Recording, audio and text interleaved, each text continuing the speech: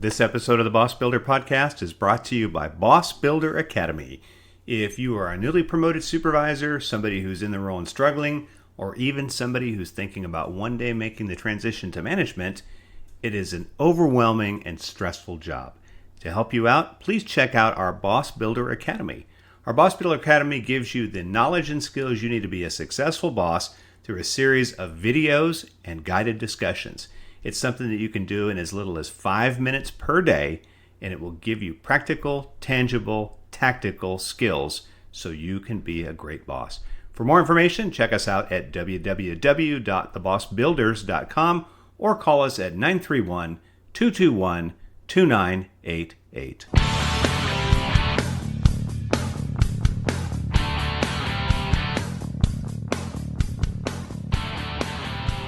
Well, hello and welcome to this episode of the Boss Builder Podcast, the podcast for those of you who are new to supervision, those of you in the role and struggling, and even those of you who are thinking about one day making the big transition to management. One of the most important things you can do as the boss is build better connections to your direct reports.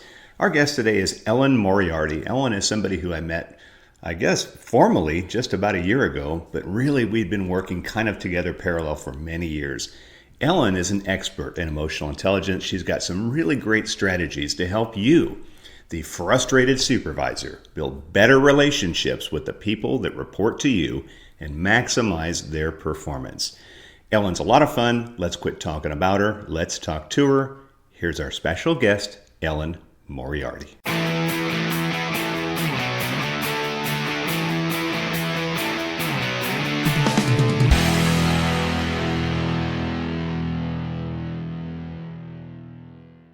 Ellen Moriarty, welcome to the show. Well, thank you, Mac. I'm excited to be here. Well, I had no idea that you and I had been crossing paths for a number of years working with one of my favorite clients, and I know one of yours too, until the magical day when I was signing out and I ran into you. And then I found out we'd been working kind of with the same folks for a long time. Got to talking on the phone, and I thought, it'd be great to have Ellen come on the show. So the topic today is unleashing the power of emotional intelligence.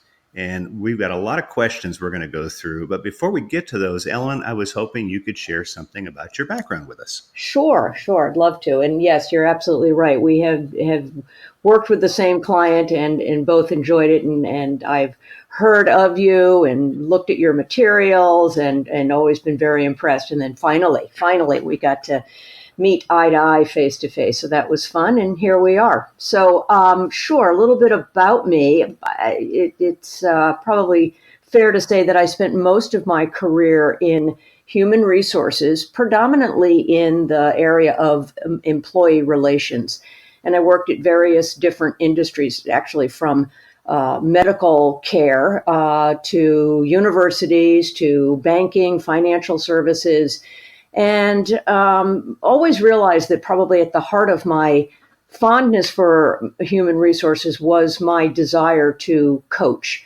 And so I looked into coaching, career coaching, executive coaching, and found it so close to my passion that I became certified in 2006, became a certified life, career, and executive coach. I tagged onto that with some extra interest in this topic that we're going to talk about today, that of emotional intelligence. And I launched my own business that I call Clarion Coaching. And the word Clarion actually means clear. And so I often think of working with a coach as a partnership in helping to realize and clear the way for improvement, for progress, for your future. So Clarion Coaching is the name of my business, and it's been going strong and stronger for the last few years, and I just love it. In addition to coaching, I also do, as you know, I do workshops for various different industries, and predominantly the workshops that I will provide to a company are in the area of what is commonly referred to as soft skills, which quite frankly, I think sounds a little it's not as robust as emotional intelligence, but the bulk of the workshops and the trainings and the education that I do is in the area of emotional intelligence and what we call soft skills. And that's it. That kind of led us to each other in a way, and I'm thrilled to be here today. Well, it's great to have you. And yeah, I've heard that term soft skills for a long time. And I've always thought it was kind of weak as well, Mhm. because there's really nothing soft or easy about those types of skills, and you could have somebody, and we run across people like this all the time. Some people, they're so smart that they're actually kind of stupid in a way, but not in like a not smart way. Just there's other areas that they're lacking. Correct. Correct. So let's talk about the term emotional intelligence. It's been around for quite a Mhm. while, and yet I don't know whether everybody fully understands what this thing is about. So please define it for us and tell us how it kind of impacts our work Okay, life. sure. And I've been fascinated in this topic, and I'll spare you the details of my relationship with education and my interest in emotional intelligence. I'll let you and the audience fill in the blanks. But it was brought to my attention probably in the late '80s, actually through two psychologists. One is Peter Salovey, who's currently the president of Yale University, and his co-worker and partner, John Mayer. And in the 1980s, they began to dive deeper into another psychologist's work, and maybe people have heard of him, Howard Gardner. And it was Howard Gardner who first realized that, you know what, there are more intelligences than just the two that we often think of when we think of standardized tests. So most of us think of math and verbal skills as being the best way to test someone's skill set, future, education, potential. And it was Peter Salovey and John Mayer who picked up on Howard Gardner's 8 intelligences and focused in on 2. So the multiple intelligence is that Gardner kind of dug around and brought to our attention were things like logic, physical intelligence. You know, if you think of an athlete, if you think of Michael Jordan, absolutely, he excels in the area of athleticism, and it is an intelligence. Or musicians, or cartographers, and people who have an understanding of spatial relationships with other things. So it goes way beyond what we had originally thought of when we think of IQ. We think of verbal skills and mathematical skills. So this group of psychologists, Salovey, Mayer, and ultimately Howard Gardner, really kind of landed in a space that had yet to be discovered. And so the one area that Gardner kind of dug around, and then these other two brought to the world's attention, were the areas of interpersonal intelligence, which is, if you think about it, interpersonal being the ability to relate to others, understanding a relationship between people and their situations. And it conjures up the idea of what empathy is to a human being, that ability to relate and sense and understand what another person might be thinking and, more importantly, feeling. So that was, Gardner's term, interpersonal. He also had another term that was called intrapersonal, which is, if you think about it, intra being an ability to be self-aware not only of yourself, but also of others. So between those two, interpersonal and intrapersonal, the two earlier psychologists that I mentioned, and I hate to be too granular with it, but these guys really do deserve the credit for bringing and putting emotional intelligence on our map, and that is Peter Salovey and John Mayer. They coined the term emotional intelligence. And so I guess the best definition, because I think that's ultimately what we want to hear, is the definition of emotional intelligence is the understanding of self. And that's huge. It's, who am I? What do I mean? How do I operate? The understanding of self, and then how does that relate to other human beings? So if you think of emotional intelligence most easily, I think, and I know our viewers are just listening and not looking, but if you think of it as a box with 4 quadrants, the upper left-hand quadrant of the box would have this term self. And underneath self would have a number of what we'll call skills and competencies. Under that self box would be something like emotional intelligence or accurate self-assessment, which means the ability, quite frankly, to look at yourself honestly, to say, ooh, there's some areas that I just am not so pleased with or comfortable with. And those are some things I'd like to work on. The one that often comes to mind for most of us, believe it or not, is self-confidence. There are so many of us who struggle with self-confidence. Well, that's an awareness. That's not just going blindly through your day and not realizing, oh, I'm not very confident in what I do or how I do it. So this first box, if you will, on the upper left-hand side is this idea of self-awareness, accurate self-assessment, and then confidence. Below that, I think if you're thinking of it again as the box, would be an area called self-management. And that's where a lot of times when I'm teaching this, people say, oh, you mean like self-control? And quite frankly, yes, I do mean like self-control. And the self-management piece, also a skill, includes things like self-control, creativity. And I think when I think of emotional intelligence, how often do I think of creativity as being an emotional component? And yet it is. Or motivation. Think of what it takes to get you to do things that you don't want to do. You have to dig deep into your kind of psyche and your soul and say, you know what, I need to do this because. That's an emotion. So the basic premise of emotional intelligence is this 4 quadrants, beginning with self, then self-management. And then I think it switches over to external things, and that is our awareness of other human beings, of other. And within other and our awareness of others comes the ingredient that I like to think most highly of, and that is empathy, our ability to really connect with, verbally connect, emotionally connect, physically connect with another human being. And that is truly a human phenomenon, that ability to have empathy for another whom you may not even know. Also within that other category, that other box, is something called service ethic, which means an ability to want to help others in your community. And then also even organizational awareness, which if you think about the workplace, you need to know the culture of your workplace in order to fit in, feel connected, and to do good work. So we've got those 3 quadrants. We've got self, we've got self-management, we've got other, and then I think an area that your listeners might be particularly interested in is this area called relationship management.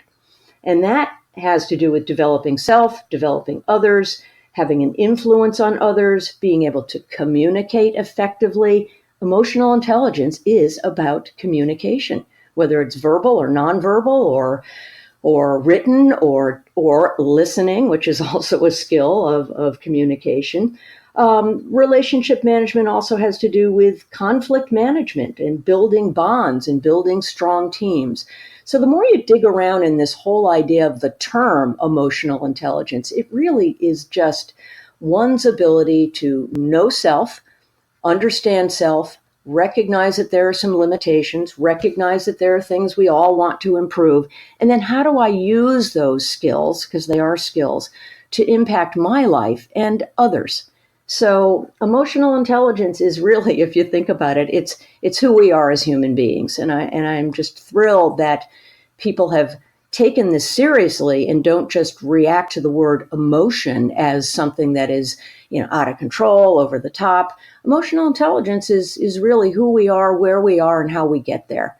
So I hope that helped a little bit. No, that's probably one of the most thorough explanations of emotional intelligence I think I've ever heard. And I guess I always thought that it all began with Daniel Goleman. Maybe he's just the first one that figured out how to monetize it. But what years were the other psychiatrists working on this? The other psychologists were working on it in the 80s. And as I mentioned, Howard Gardner started this first thing of let's get beyond just intelligence of writing and reading and math. And then in the 80s, it was these two who really kind of brought it to the foreground in a research area. You are absolutely correct. It is Daniel Goleman, and who is associated with Harvard, who brought it to the New York Times and wrote a weekly article about emotional intelligence. And quite frankly, he is the one that, I hate to say monetized it, but he popularized it so that it was a term that we were all aware of and could grasp. So I give Daniel Goleman a great deal of credit for bringing it to the layperson's attention. Well, I guess we have to think about it then on this is something that we need to start doing. So you mentioned in your long explanation, skill. I heard skill, skill, skill, skill, skill. Now, we always teach that skills are something that have to be taught. It's training. So could you actually learn how to be more emotionally intelligent through some sort of training? Yes, the good news is that since it is deemed a skill and a competency, there are methods, both one that an individual can do on his or her own, and or can be taught through a course, a training. Reading is, I think, a great way, reading about this topic, and in schools. And I think, fortunately, because Peter Salovey has a close connection to New Haven Public Schools, in addition to Yale University, he actually has a whole team of individuals who founded a foundation for teaching public school students, starting with kindergarten, about emotional intelligence. And so, yes, it can be taught. And, like any other skill, it has to be practiced. So the framework is given, and then there are these core competencies that people must learn, be schooled in, be trained in, be even tested in. And so, if you think about a young kid who's not playing nice, and you go back to the sandbox and you think, if the teacher comes over to him and says, what are you feeling today, Johnny? Johnny may say, I'm angry and I'm mad. Well, that's the first beginning of emotional intelligence. The teacher can then give Johnny some tools, some coping methods, can talk to Johnny, can communicate with him, and give him some, other alternatives to a tantrum. And that is the beginning of managing or controlling Johnny's emotional intelligence. So as fundamental as that may sound, that's kind of the beginning. And yes, it can be taught. As you get more into your work as a professional, and you think about how emotional intelligence impacts the workplace, then I think absolutely you can create a workshop that would design people's awareness, managers, staff, to, be able to understand self, understand what motivates them, and then navigate through your understanding of self into your workplace and into your work. So it very definitely is a skill that can be taught. And I think it starts with the desire. Do I want to be more than I am right now? Do I want to tamp down some of my frustration and anger? Do I want to boost up my level of confidence and belief in self? All of that, which I think most employees would like to do, is steeped in emotional intelligence. And now let's take a quick break for a word from our sponsor. Attention HR professionals and conference planners. Are you looking for a great speaker for your upcoming meetings or conference? Better contact Mac. Do you need someone who can relate to your audience and deliver a top-notch presentation? Better contact Mac. Are you trying to find a speaker who can both educate and entertain? Better contact Mac. Mac Monroe, the Boss Builder, is a sought-after keynote speaker and presenter who would love to present at your next meeting.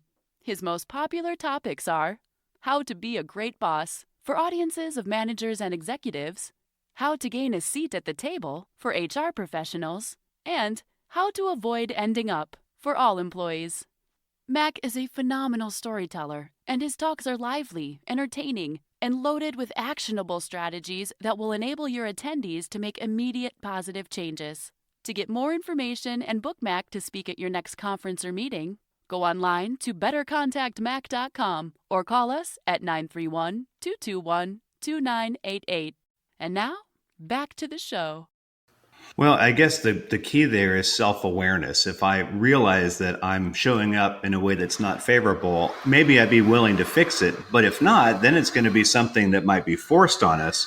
So it sounds like there'd be a lot of pre-work to getting somebody even ready for yes, something. Yes, absolutely. Like and that's why in the first, the first quadrant in the upper left, if you will, that idea of accurate self-assessment, that takes a lot. It takes a human being who is willing to, in the quiet, night, to say, you know what, I do have something that I would like to work on. I am discovering that I've lost 3 jobs, and the reason being every time I lose a job is anger management or an inability to resolve conflict.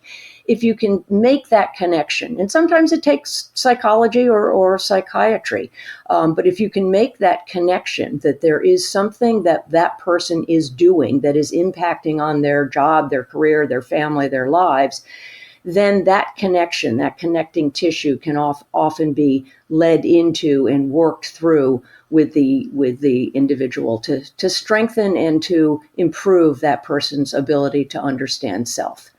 So it's hard work. And, a lot of times people say, well, I'll just go to a course on emotional intelligence and I'll be all set.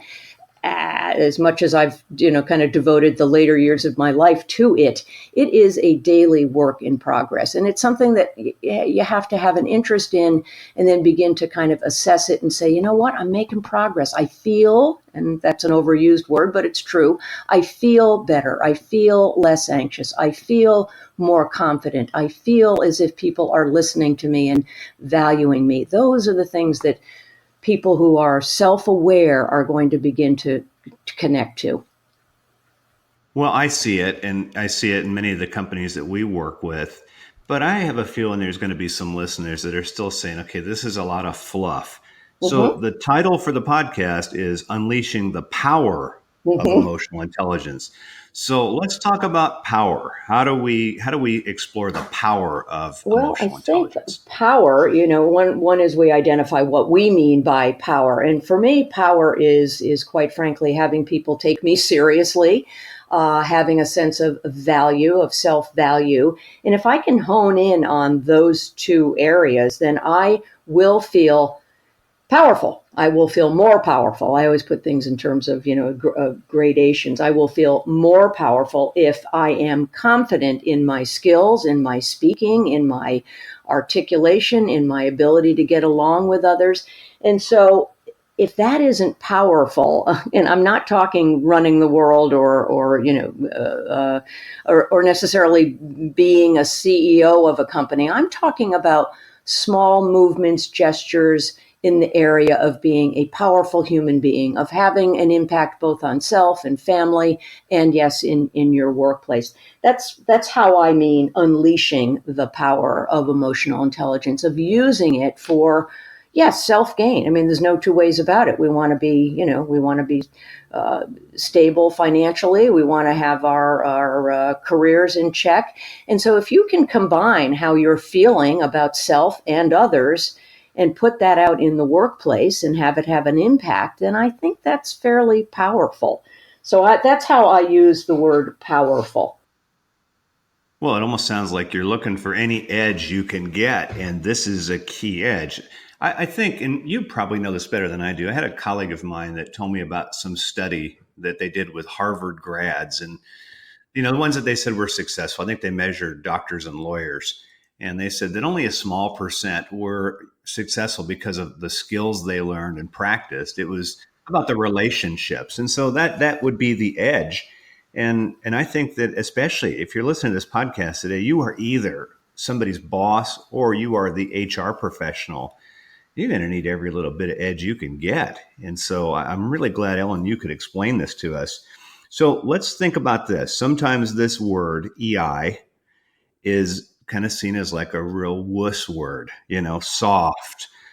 So people confuse this with being soft. How do we that's counter kind that of argument? the thing that I am faced with, especially when I am presenting a workshop on emotional intelligence to predominantly men. And I don't say that to be disrespectful. I say that to be, I think it is men who are more anxious about this word emotion, and maybe this will help.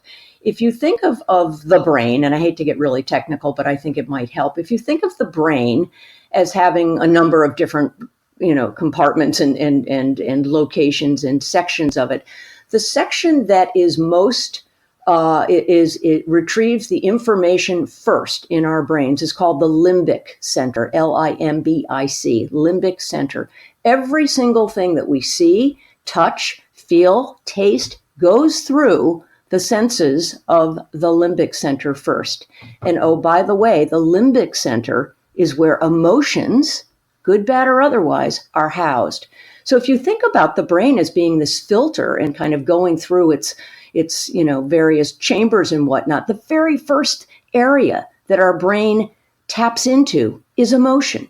And from emotion comes, a whole bunch of things, such as the ability to motivate another human being. And when I say things like that, all of a sudden the managers in the room will like, what do you mean? How does emotional intelligence connect with my ability to motivate another human being? Well, it has to do with how well you understand how human beings are motivated. And if you understand what gets people to work and to work well and collaboratively, that is emotion. That's a feeling that you have. It's a sense that you have. So emotions don't have to just be rage and, getting angry. And that's typically where people who just hear the word emotion go, or they think of sad or crying or out of control. That is not what we mean by emotional intelligence. What we mean by emotional intelligence is this holistic understanding of the importance of understanding how we think and feel. It's heart and brain connected. And heart and brain pretty vital to our existence. So it's the combination of those two working in concert that really do make for an individual to be more emotionally intelligent. So, yeah. Yeah. So nothing soft about this, right? I don't think so. And yet I can understand. I think it's gotten a kind of a bad rap in a way for those of us who understand it in a slightly deeper level. I understand that people might think it's soft. If you think back in the history of work, employees went to work and they did their job. There wasn't any of this talk about, oh, how do you feel? Well, we've since realized that how they feel, how they are taken care of at an organization actually does impact the bottom line. Those who are feeling more confident, those who are feeling safe, those who are feeling heard and valued, work harder, longer, smarter than those who are not being taken care of. So there's a connection. There's a connection to the bottom line. So I hope that. Well, yeah, it does. Well, let's talk about the bottom line, right? And so I think you're not wrong in saying that men, and I can speak as a I'm man, sorry. this is a bit of a hard Oh. concept to get your arms around because from a very young age, most of us are taught to, just suck it up, just do whatever. And so as generally speaking, men grow older, this could be something that they struggle with. But let's think about this. And so in my experience, you get boardrooms that are generally speaking, as of the day of this podcast, more staffed with men. And so trying to make the case, all right, so companies focused on bottom line, metrics, all these things. How do you make the case then that emotional intelligence is worth exploring? It's a great question. It really is. And it is a hard question. And again, I'm not, I don't mean to be sexist at all, but I think most would agree that the area of emotion is a little harder for people to swallow than it is, for women. So what I usually try to do if I am, kind of going in cold and saying, hey, here's emotional intelligence and this can improve your bottom line, is I usually start with the HR department. And I ask them some very basic questions about their best hiring experiences. I ask them, what do you look for in a candidate? Regardless of the position, what are the things that you are looking for? And invariably, what they will come up with are things like, we're looking for someone who is self-motivated or who has the ability to focus and can put their head down and get things done, but can also collaborate and be a team player, and that they can handle change at a rapid pace, and that they can be a problem solver, or that can handle stress effectively, or that they're highly motivated, or they have excellent communication skills. Every single one of those initiatives that they are looking for desperately and paying for in an employee are emotional intelligence. And again, when you make that connection to something that they are in need of, then it makes for a clearer picture about emotional intelligence. So the HR people are actually the first forefront of recruiting people, and they're no longer looking for just skill. They're no longer looking for just a hands-on skill, because that is training. And training, you can pretty much try to train somebody to do a job. It's that finesse area of the ability to get along, the ability to initiate, the ability to motivate. Those are finesse skills, and those are emotional intelligence skills.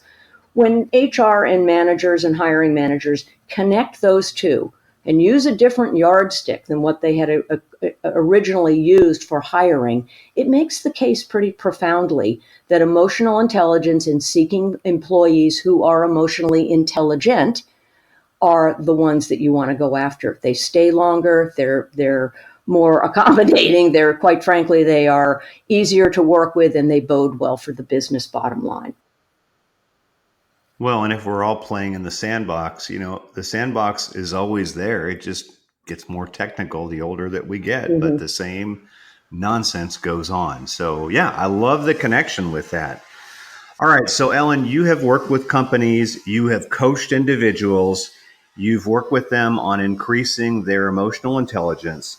So, what is one area that stands out when you actually get somebody to see the light with emotional intelligence? What is the biggest impact that someone gets when they unleash the power? Can I give you two because they're connected? So Yeah, of I course have you two can. Absolutely. areas that I think provide tremendous value for the learner and the person who is interested in emotional intelligence. And the first, it cannot be minimized, is just awareness of self. Who am I? And I know that's a question that philosophers have been asking for forever. But that who am I? What do I value? What motivates me? What gets me up in the morning?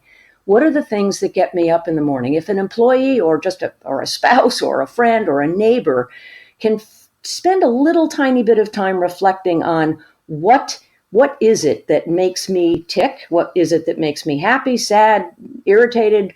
If you can connect that to who you are, I think you stand a better chance of moving forward in any area that you want. So the first of the two that I'm going to share with you is awareness of self. And that's the first, first ingredient of emotional intelligence. The second, I think, is this ability to be empathic, is to have empathy for others, ability to put yourself out there so that you can relate to someone who has just, had a lousy review from their manager. What is it that they need? What is that area of compassion and connection that another person needs? Empathy is probably the most pivotal ingredient in this whole landscape of emotional intelligence, that ability to connect as a human being. If we're not doing that, then I think, employment and relationships, marriage, friendships, all of those things are going to go by the wayside. So we owe it to ourselves to feel, to allow ourselves to feel the good, the bad, the ugly, the failures, all of it, and strengthen who we are first, and then begin to manage that, and then begin to connect with other human beings. So that is two. Well, no, those are both really They powerful. are. And that, I guess you could say they're pretty simple, but they're not simplistic. So, two good outcomes of this. Well, Ellen, you have definitely got our attention. And so, what I'd like to find from you is some really good book recommendations that can give us more information and supplement what you've shared with Sure, us and this morning. I'm old school in that I like books that I can actually hold, and I like books that are kind of historically profound. And I would have to say, and you mentioned his name first, and I appreciate that, is Daniel Goleman. He is the one who wrote the first readable book on emotional intelligence, and he has two. He has one that he calls just Emotional Intelligence, and it was written way back in the late '80s, early '90s. But that's a great foundational book. And he writes it in a way that I think is so relatable. He uses examples. He uses, story. He's a storyteller. He's a psychologist and a storyteller. So Emotional Intelligence by Daniel Goleman. And then also the one that I found just riveting was working as in our jobs, working with emotional intelligence, also Daniel Goleman. The third book that I find fascinating and very relevant to new managers, to supervisors, is a book by Peter Salovey and his other partner, David Caruso, and it's called The Emotionally Intelligent Manager. And they give some really, really interesting, useful tips and techniques. Once you recognize where your limitations are, they provide tips and techniques that can really, you can say, wow, I could try that. I could do that. And I just find those 3 books to be phenomenally helpful. One other area that I have, that is probably more current and timely is a TED Talk done by a woman who you've probably heard of. Her name is Brené Brown, and she is a social psychologist. And she has a TED Talk called The Power of Vulnerability. And believe it or not, being vulnerable, being open, being emotionally connected is a huge skill, and it is a skill that serves us well. And she has this great 20-minute TED Talk on just being vulnerable, allowing others to see who we are is wonderfully healthy and helpful. Those are my kind of go-to, and it's funny, they sit on my desk, and I always have Brené Brown in the background. She's also written some terrific books, but those are my go-to sources continually. Well, I'll tell you, what I would like to read is the book that's entitled Unleashing the Power of Emotional Intelligence by Ellen Moriarty. A work in progress. Very kind. Yeah, that would be one. You've taken a concept that is kind of hard to understand and made it really easy to think about this morning, and I'm grateful for that. Ellen, how can my audience get a hold of you for coaching, for workshops, or to find out more about emotional intelligence? I think 2 ways. Probably the most direct, you can certainly call me, and I can give you my cell phone number. So it would be Ellen Moriarty, 203-800-5940. I'd love to chat with anyone. The other would be an email address, and I can give you that. It would be Ellen, ELLN Moriarty, that's MORIARTY, at sbcglobal.net. So that would be an email. And I do have a website, and I would encourage people to visit that. And that is Clarion Coaching. This is all one word, ClarionCoachingSolutions.com. Any one of those will be, I am prompt on returning phone calls, emails, and love to engage people and open them up to this incredible, powerful resource. Well, that's great. Well, yes, please reach out to Ellen. She's a great person, obviously knows her stuff. Ellen, I appreciate you taking time from your busy schedule to chat with us Matt. this morning. It was wonderful. I appreciate your interest in me and sharing it with others.